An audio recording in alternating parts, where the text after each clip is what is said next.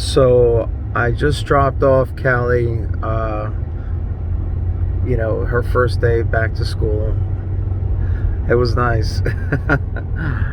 Too cute, man. She's just really excited about it. And yeah, it's hard to really explain in words, obviously that feeling. If you're a parent, you know what that feeling is, so I don't have to sit here and explain myself.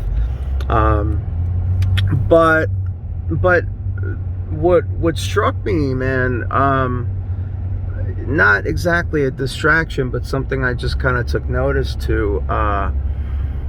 There was a mother with her daughter walking up to like the front doors of the school, and if I'm being honest, very attractive, and dressed to kill. I mean, it just something just was not normal about it. I mean, she was just glamorous. I mean, super front page of like, Vogue magazine, just off the wall, just really dolled up. And so she's walking her daughter by herself, and to my not so surprise, you know, go figure, she's going there and she meets up with, I took notice that the father of their daughter, the father of her daughter. And so, and then finally, it just dawned on me, the father's there to meet this mother with the daughter in order to support their daughter together for the daughter's first day of school. And just off to the side, I noticed that this other woman is with this father, and she's much more casual, very plain t-shirt and jeans, and she's holding a newborn baby. And so I noticed that the mother of the child, the daughter, the young girl, was extremely nasty and was rushing the situation. Meanwhile, the father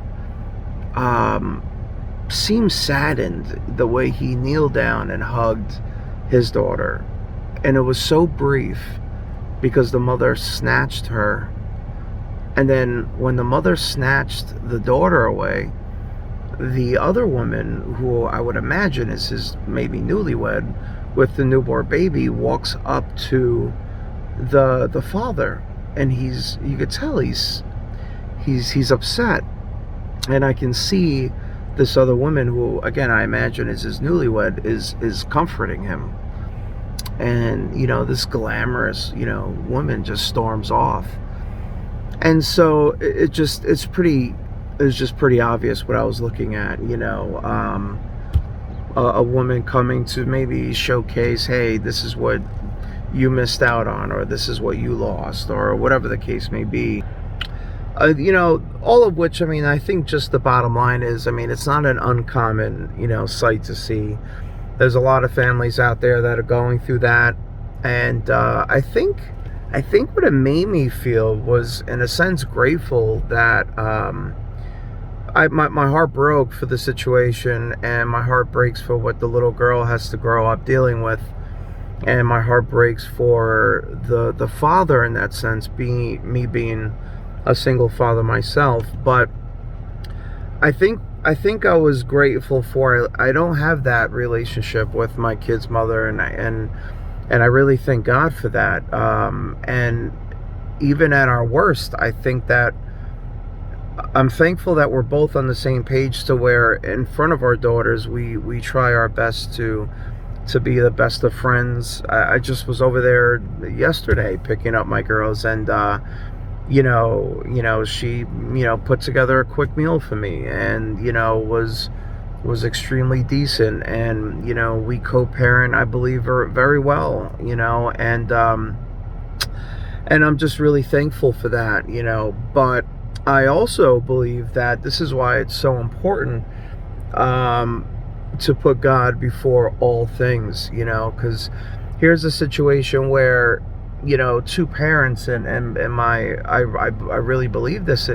If you think about this, it's so much easier for two parents who, for whatever reason, can't get along, can't be together, and they have to go on co-parenting. They can do it extremely well if you do it in the sense of putting God first, because if you're living a life to please God before all things, then it would make sense that you're trying to be as Christ-like as possible all the time, in all things that you do. And I think that if you're trying to be Christ-like, you're automatically living a life that's pleasing to God. So that takes away these natural instincts to be either malicious or condescending or mean or rude or snobby or show up dressed to kill, like your stuff doesn't stink, because you want a man to feel like, hey, this is what you lost, or make this man's new wife or new girlfriend feel that she can never measure up to what he had, or he had better before her, and again, it's extremely common, but and so common where those feelings and those characters are not unfamiliar to even me. Like I get that, and it's just incredible to be a believer today, to have a converted heart, and to now see where I went wrong in the past, how I treated people, how I manipulated, how I was a narcissist or controlling or manipulative. All these things are no longer a part of my life. They're a thing of my past. And so it's a wonderful thing to come to this place where, I try my best to be as Christ-like as possible.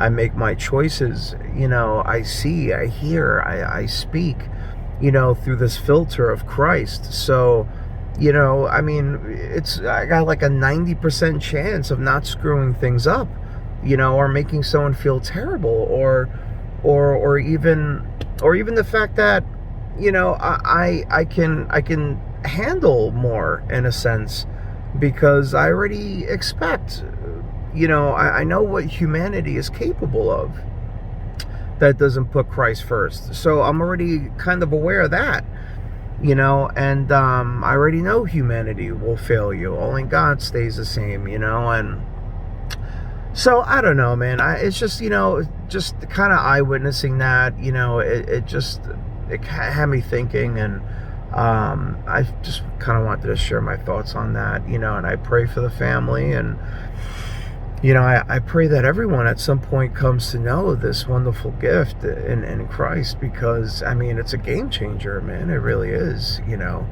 I fail miserably. I'll never measure up to the holiness of God, but I sure try. Every day I try.